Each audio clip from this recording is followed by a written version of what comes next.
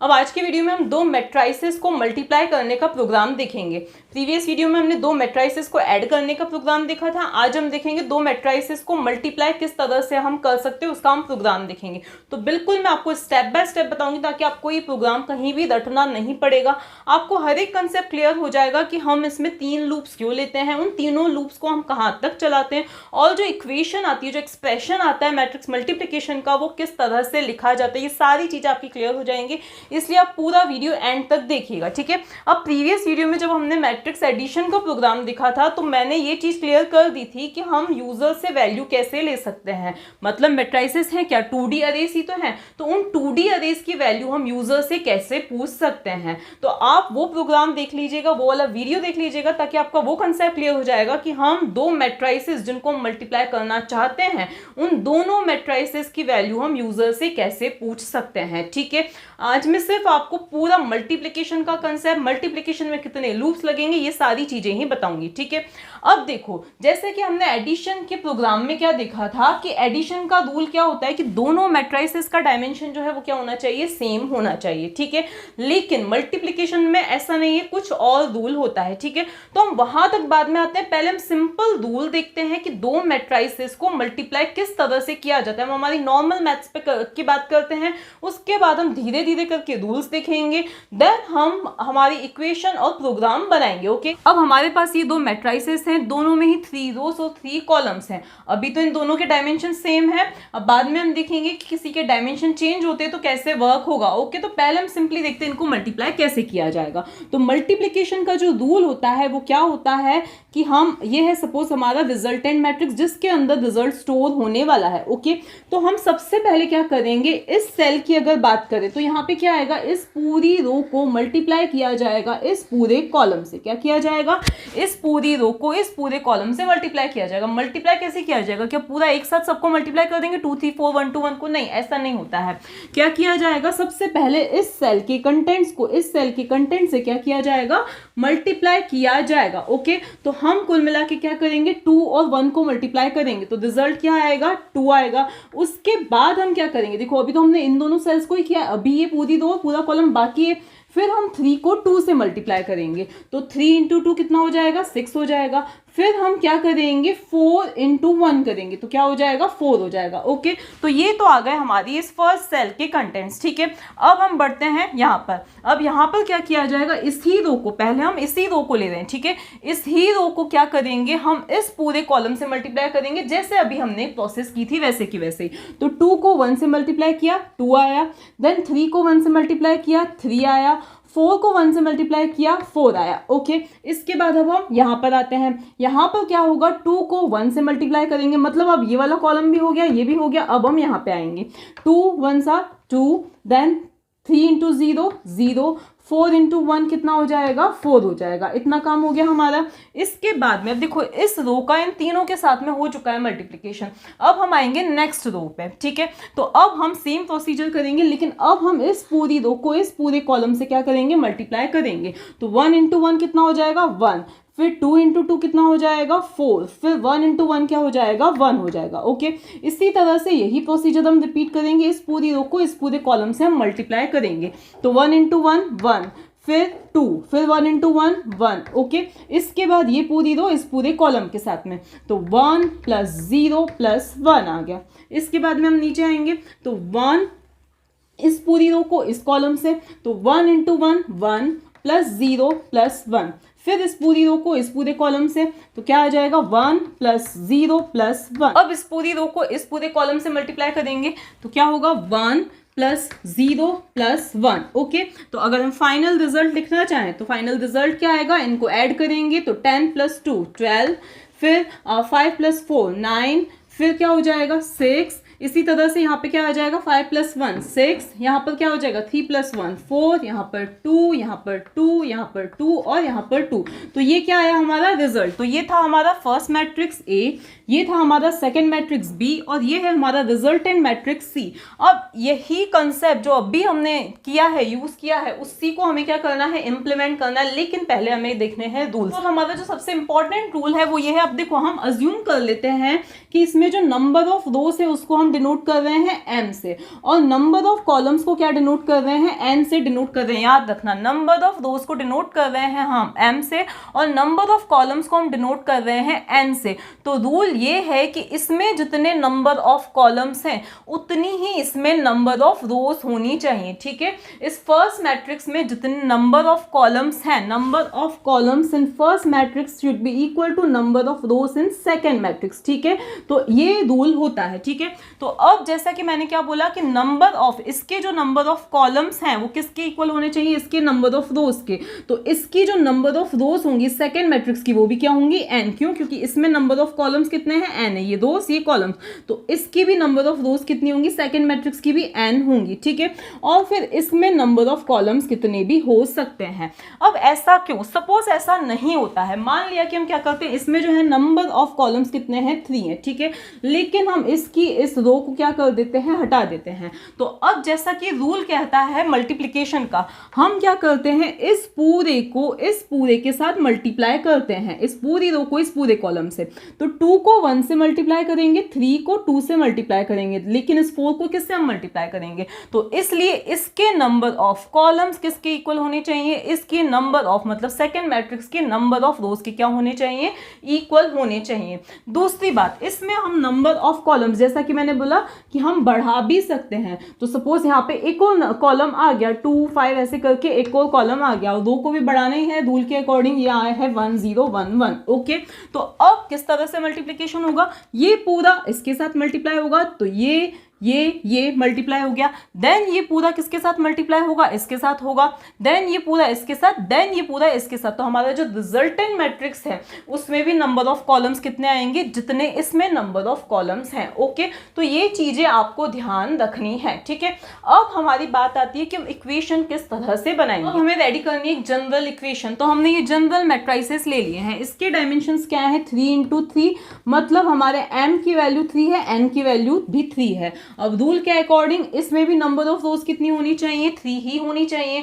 तो ये जो है नंबर ऑफ रोज कितनी है, 3, और नंबर ऑफ कॉलम्स कितने भी हो सकते हैं। तो मुझे क्योंकि इक्वेशन बनानी है इसलिए मैंने इसमें ओनली 2 कॉलम्स ही लिए, आप 3 4 लेके भी उसको वेरीफाई कर सकते हैं इक्वेशन को। ठीक है, तो अब इसमें भी नंबर ऑफ रोज है 3, नंबर ऑफ कॉलम्स है 2। तो अगर हम यहाँ पर n की वैल्यू क्या है, यहाँ पर 3 है, और ये है हमारा p। ओके, इस चीज को आप ध्यान रखना। अब जो चीज हमने अभी फॉलो की थी मैट्रिक्स को मल्टीप्लाई करने में, वही चीज अभी हम यहाँ पर देखेंगे। ठीक है, तो ये है सपोज हमारा रिजल्टेंट मैट्रिक्स। ओके, अब यहाँ पर हमने सबसे पहले क्या किया था, इस पूरी रो को इस पूरे कॉलम से मल्टीप्लाई किया था। ठीक है, तो हमने क्या किया था, a0 0 × b0 0 किया था। तो यहाँ पर हम लिखेंगे a0 0 × b0 0, यही चीज हमने की थी। ओके, उसके बाद हमने क्या किया था, ऐड किया था। किसको ऐड किया था, a01 × b10। तो यहाँ पे क्या लिखेंगे हम, a01 × b10, यही किया था हमने। इसके बाद हमने इसको और इसको मल्टीप्लाई किया था, मतलब हमने किया था a02 × b20, यही चीज हमने की थी। ठीक है, तो टोटल यहाँ पे सॉरी प्लस का सिंबल है, तो टोटल यहाँ पर कितनी टर्म्स थी, 1 2 और 3, कितनी टर्म्स थी यहाँ पे, 3 टर्म्स है जिनको हमें क्या करना है, ऐड करना है। ओके, इसके बाद हम बढ़ते हैं आगे, मतलब हमारी इस रिजल्टेंट मैट्रिक्स की नेक्स्ट सेल में हमने क्या किया था, तो यहाँ पर हमने इस पूरी रो को इस पूरे कॉलम से मल्टीप्लाई किया था।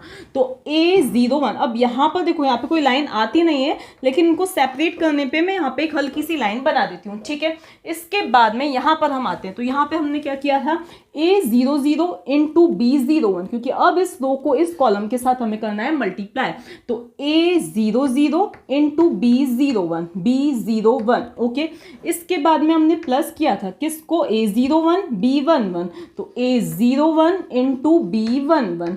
ठीक है, इसके बाद लास्ट हमने क्या किया था, a02 × b21। ठीक है, a02 × b21, तो a02 × b21, यही चीज हमने की थी। तो अब क्योंकि एक और कॉलम यहाँ पर है नहीं, तो इसको हमें यहीं पे स्टॉप करना है। ठीक है, मतलब इस रो के कंटेंट्स हमें मिल चुके हैं। फाइन, अब हम आते हैं हमारी नेक्स्ट रो पे। अब हमें क्या करना था, इस फर्स्ट रो का काम हो गया, अब हमें सेकेंड रो को इस पूरे कॉलम से मल्टीप्लाई करना है। तो अब आप लोग खुद से नोट करके करते जाइए। अब यहाँ पे क्या होगा, A10 को मल्टीप्लाई किया जाएगा B00 के साथ में, उसके बाद हम प्लस सिंबल लगाएंगे, फिर A11 को B10 से, तो A11 इंटू B10, इसके बाद में फिर प्लस सिंबल, मतलब ऐड करना है A12 इंटू B20, तो A12 इंटू B20। ओके, इसके बाद में यहाँ पर अब इस सेल के भी हो गए, अब हम यहाँ पर आएंगे, तो यहाँ पर हमें क्या करना है, A10 इंटू B01, तो A10 इंटू B01। ओके,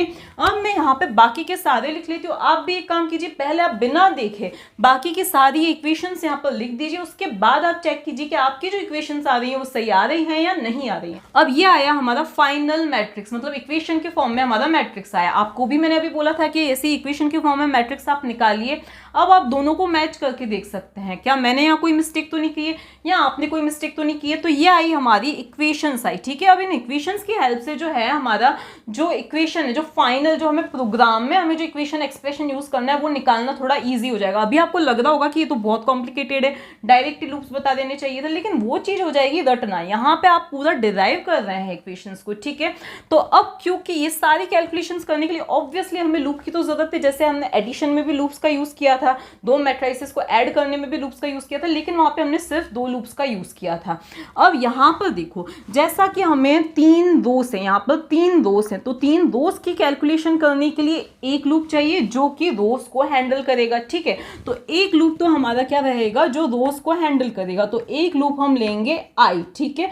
मतलब ये आई जो है वो रोस को रिप्रेजेंट करेगा, वो 0 से स्टार्ट होगा, कहाँ तक चलेगा वो हम थोड़ा सा बाद में देखते हैं, और ऑब्वियसली वो इंक्रीमेंट होगा। इतनी चीज तो हो गई हमारी, ठीक है। इसके बाद एक और लूप चाहिए जो किसको करेगा, कॉलम्स को हैंडल करेगा। किसको हैंडल करेगा, कॉलम्स को हैंडल करेगा। कितने कॉलम्स हो गए, कहां तक चलेगा वो हम बाद में देखते हैं। तो एक और लूप चाहिए जो कॉलम्स के लिए हमें चाहिए, ठीक है। तो हमें एक और लूप की जरूरत है। तो for j is equals to 0 कहां तक चलेगा वो अभी मैं आपको बाद में बताती हूँ, और उसको भी ऑब्वियसली हमें इंक्रीमेंट करना है। अब क्या ये दो लूप्स इनफ है हमारे लिए, नहीं है इनफ। देखो एक लूप है जो इन रोस के लिए चलेगा, जितनी भी रोस हैं 1 2 3 रोस हैं तो 3 तक चलेगा, 4 रोस हैं तो 4 तक चलेगा, ठीक है। एक और लूप हमें चाहिए जो कि कहां तक चलेगा, कॉलम्स, जो कि कॉलम्स के लिए है चाहिए। यहाँ पर दो कॉलम्स है तो वो दो कॉलम्स तक चलेगा। जनरल जो वेरिएबल है कौन सा यूज करना है वो अभी हम बाद में देखते हैं, लेकिन हमें यहाँ पर एक और लूप की जरूरत है। क्यों, क्योंकि यहाँ पर हर एक जो सेल है उसमें सिंपली ऐसा नहीं हो रहा है कि A00 इंटू B00 हो रहा है, नहीं, उन सेल्स में भी क्या है, कुछ टर्म्स हैं। यहाँ पे कितनी टर्म्स है, 1 2 एंड 3, यहाँ पे भी कितनी टर्म्स है, 1 2 एंड 3। तो हर एक सेल में भी क्या हो रही है, मल्टीपल टर्म्स हमें मिल रही हैं। क्या मिल रही हैं, मल्टीपल टर्म्स हमें मिल रही हैं। तो वो भी हम क्या करेंगे, लूप की हेल्प से ही क्या करेंगे, कैलकुलेट करेंगे। तो हमें एक और लूप चाहिए, ठीक है। तो इन सेल्स की कैलकुलेशन के लिए, हर एक सेल की कैलकुलेशन के लिए हमें एक और लूप चाहिए। For k is equals to 0 2, अब वो भी कहाँ तक चलेगा वो अभी हम बाद में देखते हैं। मतलब अभी ही अब मैं आपको ये चीज बताती हूँ कि कौन सा लूप कहाँ तक चलने वाला है। तो सबसे पहले हम बात करते हैं इस वाले लूप की जो रोस को हैंडल कर रहा है। तो अब ये वाला जो लूप है वो कहाँ तक चलेगा, m तक चलेगा। कहाँ तक चलेगा, m तक। अब ऐसे नहीं कि यहाँ पे आपने देखा भाई 3 रोस है तो आप डायरेक्टली आप 3 लिख लो। क्यों, क्योंकि हमें एक जनरल चाहिए, हमें एक जनरल इक्वेशन चाहिए कि अगर हम इन मैट्रिसेस के डायमेंशन चेंज करें तो भी वो प्रोग्राम चल जाए अच्छी तरह से, ठीक है। तो यहां पर आप देखिए, यहां पर जितनी रोस हैं उतनी ही हमारी क्या आ रही है, रिजल्टेंट मैट्रिक्स में भी क्या आ रही है, रोस आ रही हैं। तो फर्स्ट मैट्रिक्स में जितनी रोस है उतनी ही रोस हमारी रिजल्टेंट मैट्रिक्स में भी आ रही हैं, ठीक है। तो अब हमारी, क्योंकि फर्स्ट मैट्रिक्स की रोस को हम रिप्रेजेंट कर रहे हैं m से, इसीलिए हमारा जो ये i वाला लूप है, मतलब जो आउटर मोस्ट लूप है वो कहां तक चलेगा, लेस देन m तक। 0 2 लेस देन m, 0 1 2, मतलब 3 बार चल गया, ओके। इसके बाद अब हम आते हैं ये लूप जो कि कॉलम्स को हैंडल कर रहा है। तो अगर आप यहाँ पर देखें तो इस वाले सेकंड वाले मैट्रिक्स में अगर 2 कॉलम्स है तो हमारे रिजल्टेंट मैट्रिक्स में भी कितने आए हैं, 2 कॉलम्स आए हैं। मैंने जो प्रीवियस एग्जांपल बताया था उसमें हमारे सेकंड मैट्रिक्स में 3 कॉलम्स थे, तो यहाँ पर भी हमारे कितने आए थे, रिजल्ट में भी 3 कॉलम्स ही आए थे। अगर आप यहाँ पर 2 कॉलम्स और बढ़ा देते हो तो आप चेक करके देख सकते हो कि हमारे जो रिजल्टेंट सेकेंड मैट्रिक्स है उसमें भी कितने कॉलम्स आएंगे, 4 कॉलम्स ही आने वाले हैं, क्योंकि इसकी हर एक रो का इसके हर एक कॉलम से मल्टीप्लाई हम कर रहे हैं। ठीक है, तो अब इसके नंबर ऑफ कॉलम्स को हम किससे रिप्रेजेंट कर रहे हैं, पी से रिप्रेजेंट कर रहे हैं। ठीक है, किससे रिप्रेजेंट कर रहे हैं, पी से। तो हमारा ये वाला जो लूप है ये कहां तक चलेगा, लेस देन पी तक चलेगा। अब बात यह आती है कि हमारा ये जो के वाला लूप है जो कि इन चीज़ों की कैलकुलेशन कर रहा है, ये कहाँ तक चलने वाला है। तो ये कहाँ तक चलने वाला है, देखो आप यहाँ पर देखो 1 2 एंड 3 3 बार हुआ। ठीक है, यहीं अगर हमारा एक कॉलम और बढ़ जाता तो रूल के अकॉर्डिंग यहाँ पे भी हमें एक रो बढ़ानी पड़ती। तो ये जो हमारी टर्म्स आती, सपोज यहाँ पे हमारा एक और कॉलम बढ़ जाता है, यहाँ पे मैं सिंपली 1 1 1 लिख रही हूँ, तो हम इसको फिर इसके साथ भी मल्टीप्लाई करते तो हमारी एक और टर्म क्या हो जाती है, यहाँ पे इंक्रीज हो जाती। ठीक है, तो यहाँ पर ये जो टर्म्स हैं किस पे डिपेंड कर रही हैं, इसकी नंबर ऑफ किस पे डिपेंड कर रही हैं, कॉलम्स पे डिपेंड कर रही हैं, या हम ये बोल सकते हैं कि इसकी नंबर ऑफ रोज पे, क्योंकि ये दोनों तो इक्वल ही हैं। तो हमारी ये जो सेल्स की मतलब इन सेल्स में ये जो टर्म्स हैं वो डिपेंड कर रही हैं n पर। तो ये वाला जो हमारा k वाला लूप है वो कहाँ तक चलेगा, लेस देन n तक चलेगा। ये चीज हमारी क्लियर हो गई है। अब बात आती है सबसे इंपॉर्टेंट चीज की, हम जो इक्वेशन है जिसमें ये एडिशन मल्टीप्लिकेशन ये सब होने वाला है उसमें हम क्या लिखेंगे। ठीक, अब देखो ये है हमारा फर्स्ट मैट्रिक्स A, ये है हमारा सेकंड मैट्रिक्स B और ये है हमारा रिजल्टेंट मैट्रिक्स C। और रिजल्ट जो है C में ही स्टोर हो रहा है, C की ही सेल्स में स्टोर हो रहा है। ठीक है, अब I हमने लिया है रो के लिए, J हमने लिया है कॉलम्स के लिए। ठीक है, अब इसके बाद हम आते हैं, हम हर एक स्टेप में कर क्या रहे हैं, हम क्या कर रहे हैं, A की किसी सेल को मल्टीप्लाई कर रहे हैं B की किसी सेल से। ठीक है, A की किसी सेल को मल्टीप्लाई कर रहे हैं B की किसी सेल से, तो हम क्या लिखेंगे, अब A की किसी सेल को इस तरह से डिनोट किया जाता है और मल्टीप्लाई कर रहे हैं हम B की किसी सेल से। ओके, अब बस सबसे मेन जो चीज है वो यही आती है कि यहाँ पर हमें क्या फिल करना है, कौन सी सेल को कौन सी सेल से हम मल्टीप्लाई कर रहे हैं। तो अब यहाँ पर आप देखो सबसे पहले हमें क्या लिखना है, यहाँ का इंडेक्स लिखना है। यहाँ पर देखो A के यहाँ पे क्या है, 0 है, A का यहाँ पे इंडेक्स सबसे पहला जो इंडेक्स है वो क्या है, 0, यहाँ पे भी 0, यहाँ पे भी 0। अगर हम नेक्स्ट सेल में मतलब इसी रो के नेक्स्ट कॉलम में भी जाते हैं तो 0 0 0 ही है। ठीक है, मतलब इस पूरी रो में जो है A की वैल्यू चेंज नहीं हो रही है, लेकिन नेक्स्ट रो में आके A की जो वैल्यू है यहाँ पर भी 1 है, मतलब A की वैल्यू नहीं बोल सकते, A का ये जो इंडेक्स है, जो रो इंडेक्स है वो क्या है, 1 है, यहाँ पे भी 1 है, यहाँ पे भी 1 है, यहाँ पे भी 1 है, यहाँ पे भी 1 है और यहाँ पर भी 1 है। तो हम ये बोल सकते हैं कि यहाँ पर हमें क्या लिखना रहेगा, I लिखना रहेगा। क्यों, क्योंकि हर एक रो के लिए क्या हो रही है, ये इंडेक्स चेंज हो रहा है और रो को कौन हैंडल कर रहा है, I हैंडल कर रहा है। ओके, इतना क्लियर हो गया आपका। अब हम आते हैं, ये चीज हमारी हो चुकी है। ओके, अब हम आते हैं यहाँ पर इस कॉलम इंडेक्स पे। ठीक है, यहाँ पर है ये 0, यहाँ पर है ये 1, यहाँ पर है ये 2। ठीक है, अगेन यहाँ पर है ये 0, यहाँ पर है ये 1, यहाँ पर है ये 2। ठीक है, तो हम ये नहीं बोल सकते हैं कि हर एक कॉलम में वो चेंज हो रहा है, नहीं, यहाँ पे हर एक सेल में हर एक टर्म में ये चीज क्या हो रही है, चेंज हो रही है। 0 1 2 देन अगेन 0 1 2, फिर से 0 1 2 अगेन 0 1 2, मतलब एक सेल में हर एक टर्म में ही इस चीज को चेंज, ये चीज क्या हो रही है, चेंज हो रही है। और इस चीज को कौन हैंडल कर रहा है, हमारा के वाला लूप हैंडल कर रहा है। इनर मोस्ट लूप क्या कर रहा है, सेल की टर्म्स को हैंडल कर रहा है। ओके, तो यहाँ पर हम क्या लिख देंगे, के लिख देंगे, क्या लिख देंगे, के लिख देंगे। तो ये चीज भी क्या हो चुकी है, हमारी कंप्लीट हो चुकी है। अब हम बात कर रहे हैं यहाँ पर बी के लिए, तो बी के लिए यहाँ पर हम देखें ये चीज क्या है, 0 है, यहाँ पर ये क्या है, 1 है, अगेन ये क्या है, 2 है, 0 1 2 अगेन 0 1 2, मतलब हर एक सेल में ही हर एक टर्म के लिए ये चीज क्या हो रही है, चेंज हो रही है, जिसको कौन हैंडल कर रहा है, के। तो यहाँ पर हम क्या लिख देंगे, के लिख देंगे। इसके बाद अब नेक्स्ट क्या आता है हमारा, ये लास्ट चीज, ये भी हो गया हमारा। अब ये लास्ट चीज यहाँ पर हम देखें तो ये चीज है 0 0 0। ठीक है, 0 0 0। ठीक है, मतलब इस पूरी सेल में ये चीज कांस्टेंट रही।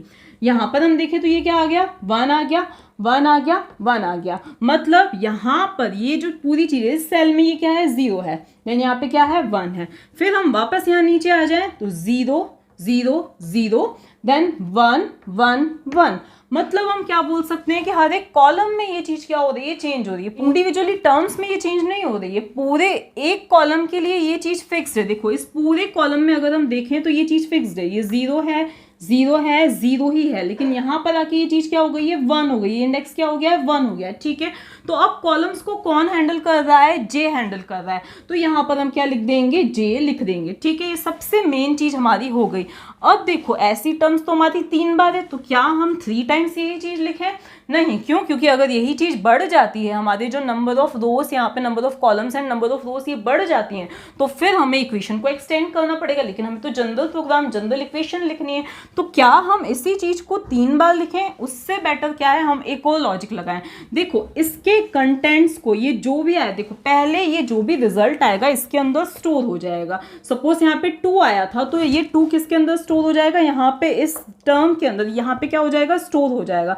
देन इसी में हमें क्या ऐड करना है, ये चीज ऐड करना है, तो 2 + 3 आया, तो वही चीज हम क्या कर देंगे, इसके अंदर ऐड कर देंगे। देन अगेन जो चीज भी आई, जो भी इसका रिजल्ट आया, 5 आया, तो वापस वो क्या हो जाएगा, इसके अंदर ऐड हो जाएगा। इसका मतलब कि इसके पहले जो कंटेंट्स थे उसी में हमें क्या ऐड करना है, तो मतलब हमारी जो इक्वेशन है वो क्या आ जाएगी, ये आ जाएगी, क्या आ जाएगी, Cij = Cij प्लस दिस, ये क्या बन जाएगी हमारी इक्वेशन। ऐसे भी अगर आपको कंफ्यूजन हो रहा हो तो आप एक और वेरिएबल ले सकते हो, कैसे कर सकते हो, आइदर आप ये इक्वेशन लिखो, या मैं आपको एक और बताती हूँ वे, उससे भी आप कर सकते हो। देखो आप क्या करो, आप सबसे पहले क्या करो, ये जो भी चीज आई है, ये जो भी आपका प्रोडक्ट आया है, उसको किसी टी के अंदर, टर्म के लिए मतलब आप टी नाम के वेरिएबल के अंदर क्या कर दो, आप इसको स्टोर कर दो। क्यों, क्योंकि ये क्या है, एक टर्म है, ठीक है। उसके बाद आपको जो फाइनल रिजल्ट चाहिए वो क्या चाहिए, फिर Cij = Cij प्लस, मतलब Cij में पहले जो भी स्टोर्ड हो उसमें ये क्या आ जाना चाहिए, टी और ऐड हो जाना चाहिए। तो क्या होगा, ईच टाइम ये टी कैलकुलेट होगा, और Cij में पहले सपोज 2 + 3 5 है, तो फिर ये वाली जो टर्म है वो क्या हो जाएगी, इसके अंदर ऐड हो जाएगी। तो आप दोनों में से किसी भी चीज को फॉलो कर सकते हो। मैंने जो पहले इक्वेशन बताई थी उसी के अकॉर्डिंग में आगे इस कोड को कंटिन्यू कर रहे हैं। तो अब इस चीज की जरूरत नहीं है, क्यों, क्योंकि इसकी हेल्प से हमने फाइनल इक्वेशन डिराइव कर ली है। ओके, तो अब हम इसी कोड को फेयर वे में लिखते हैं। अब ये है हमारा जो फाइनल कोड है, किसका, मैट्रिक्स मल्टीप्लिकेशन का। अब यहाँ पे ये पूरा प्रोग्राम नहीं है, प्रोग्राम के लिए पहले आपको क्या करना है, ए मैट्रिक्स, फर्स्ट मैट्रिक्स की वैल्यू यूजर से पूछनी है, सेकंड मैट्रिक्स की वैल्यू यूजर से पूछनी है। अब ये कैसे करना है, मैंने एडिशन वाले प्रोग्राम में अच्छी तरह से बताया था। अब आप इतना तो अच्छी तरह से कर सकते हो, अगर आप प्रोग्रामिंग के इस लेवल पर आ चुके हो तो आप इतना तो कर ही सकते हो कि आपको यूजर से दोनों मैट्रिसेस की वैल्यू कैसे पूछनी है, उस प्रोग्राम में आप देख सकते हो, ठीक है। दोनों मैट्रिसेस हमारे पास रेडी है, तो ये दोनों हमारे पास मैट्रिसेस है, ये है हमारा फर्स्ट मैट्रिक्स, ये है हमारा सेकंड मैट्रिक्स, ठीक है। रिजल्ट स्टोर होगा हमारे थर्ड मैट्रिक्स जो कि क्या है, सी है, उसके अंदर क्या होने वाला है, रिजल्ट स्टोर होने वाला है। ओके, अब देखो सबसे पहले इसके हम डायमेंशंस देखें तो वो क्या, ये क्या है, 3/2 का मैट्रिक्स है, 3/2 का ये मैट्रिक्स है, ये m है, ये क्या है हमारा n है। ये मैट्रिक्स हमारा किसका है, 3/4 का मैट्रिक्स है, किसका है, 3/4 का, तो ये n है और ये क्या है, p है। ओके, यहाँ पर आए हम, सबसे पहले i की वैल्यू क्या है, 0 हो गई, i is less then m। अब m का मतलब क्या है, ये वाला 3 तक चलेगा। ओके, अगर हम ये वाला मैट्रिक्स देखें, अब देखो j की वैल्यू क्या हो गई, 0 हो गई, 0 इज लेस देन p की वैल्यू क्या है, 4, तो ये वाला जो लूप है वो कहां तक चलेगा, लेस देन 4 तक चलेगा। सबसे पहले हमें क्या करना है, Cij = 0 कर देना है। क्यों 0 करना है, क्योंकि हम सम को क्या कर रहे हैं, एक्यूमुलेट कर रहे हैं, कलेक्ट कर रहे हैं, तो पहले इसकी वैल्यू 0 होनी चाहिए ताकि हम इसमें दूसरी चीजों को ऐड कर सकें। तो Cij = 0 मतलब C00 क्या हो जाएगा, C के 00 में क्या आ जाएगा, सबसे पहले 0 आ जाएगा। इसके बाद k = 0, तो k की वैल्यू क्या हुई, 0 हुई, 0 इज लेस देन n, तो ये वाला कहां तक चलेगा, 3 टाइम्स चलेगा। ओके, अब हम आए यहां पर Cij that is 00 is equal to Cij, मतलब Cij के अभी कंटेंट्स क्या है, 0 है, तो 0 में क्या ऐड हो जाएगा, तो अब यहां पर आप देखो ik मतलब 0 0 इंटू kj मतलब 0 0, तो अब हम क्या कर रहे हैं, 0 0 को 0 0 से मल्टीप्लाई कर रहे हैं, तो 1 को हम मल्टीप्लाई कर रहे हैं 1 से, तो इसका रिजल्ट आया 1, 0 + 1 कितना हो जाएगा, 1, वो कहाँ पे स्टोर हो जाएगा, C की 0 0 लोकेशन पे स्टोर हो जाएगा। तो यहाँ पे क्या स्टोर हो गया, 1 स्टोर हो गया। आप प्लीज एक कॉपी पेन लेके बैठिए, आप भी हैंड टू हैंड नोट करते जाइए क्या कैलकुलेशंस हो रही हैं। इसके बाद हम बढ़ते हैं आगे, k की वैल्यू हुई इंक्रीमेंट, k की वैल्यू क्या हो गई, 1 हो गई, 1 is less than 3, condition true, हम अंदर आए। Cij देखो ये सेल चेंज नहीं हो, क्यों, क्योंकि हमारी अभी इसी की कैलकुलेशन चल रही है। यहाँ पर Cij की वैल्यू अब चेंज होके क्या हो गई है, 1 हो गई है, तो यहाँ पे आ जाएगा 1। इसके बाद में हम क्या कर रहे हैं, आई के का मतलब 0 1, तो ये 0 1। के जे का मतलब क्या हो जाएगा, 1 0, तो यहाँ पे क्या हो जाएगा 1 0, तो 0 1 इंटू 1 0, 0 1 इंटू 1 0, क्या कर रहे हैं हम, 0 1 इंटू 1 0। देखो ये है 0 1 और 1 0 का मतलब क्या होता है, 1 0 का मतलब क्या होता है ये, तो जैसा कि मैंने बताया था ये इसके साथ मल्टीप्लाई होगा, तो 0 इंटू 3 कितना आया, 0 आया, तो इस पूरी इक्वेशन का रिजल्ट आया 0, और ये 0 ऐड होगा किसमें, 1 में, तो क्या आया रिजल्ट, 1 आया, और वो स्टोर हो जाएगा यहाँ पर, तो यहाँ पर क्या स्टोर हुआ, 1 ही स्टोर हुआ। इसके बाद क्या हुआ, फिर से k की वैल्यू क्या हुई, इंक्रीमेंट हुई, k की वैल्यू इंक्रीमेंट होके क्या हो गई, 2 is less than 3, condition true. हम अंदर आएंगे, हम यहाँ पर आए, यहाँ पर क्या हुआ, अभी यही सेल चल रही है 0 0, Cij के कंटेंट सभी क्या है, 1 है। अब यहाँ पर देखो ik मतलब 0 2, तो 0 2, kj मतलब 2 0, के जे मतलब 2 0, तो 0 2 0 2 मतलब ये, और इसको किसके साथ मल्टीप्लाई करना है, 2 0 के, बी का 2 0 मतलब बी वाले मैट्रिक्स की ये है 0th रो, ये है फर्स्ट रो और ये सेकंड रो, तो सेकंड रो का 0th कॉलम, सेकंड रो का 0th कॉलम मतलब क्या है, 1 है, तो इस 1 को इस 1 के साथ मल्टीप्लाई किया जाएगा, क्या किया जाएगा, इस 1 को इस 1 के साथ मल्टीप्लाई करेंगे तो हमें क्या मिलने वाला है, 1 मिलने वाला है, क्या मिलेगा, 1 मिलेगा, तो इस पूरे का रिजल्ट क्या आया, 1, वो इस 1 में ऐड होके क्या मिल जाएगा, 2, और वही 2 कहां पे स्टोर हो जाएगा, सी की 0 0 लोकेशन पे जाके क्या हो जाएगा, स्टोर हो जाएगा, ठीक है।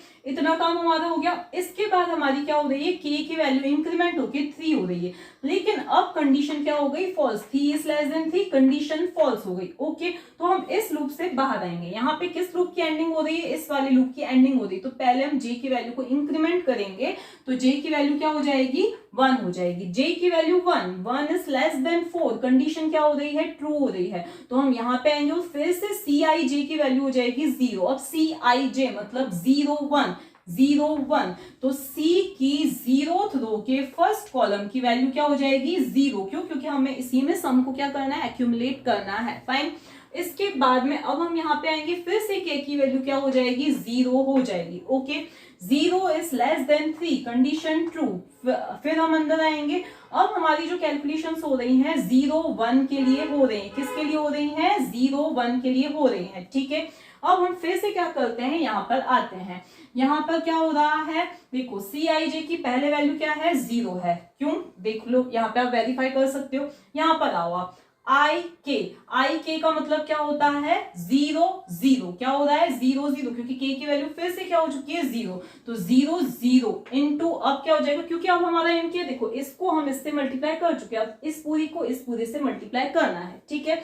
तो अब क्या हो जाएगा, यहाँ पर ik 0 0, kj का मतलब क्या हुआ, 0 1, तो 0 1, तो देखो 0 0, इसका 0 0 मतलब 1, किसके साथ मल्टीप्लाई होगा, 0 1 से, 0 1 से मल्टीप्लाई होगा मतलब कि 2 से मल्टीप्लाई होगा, तो 1 इंटू 2 कितना आया, यहाँ पे सॉरी यहाँ पे गलती से मैंने प्लस लिख दिया, यहाँ पे मल्टीप्लाई का सिंबल है, ओके।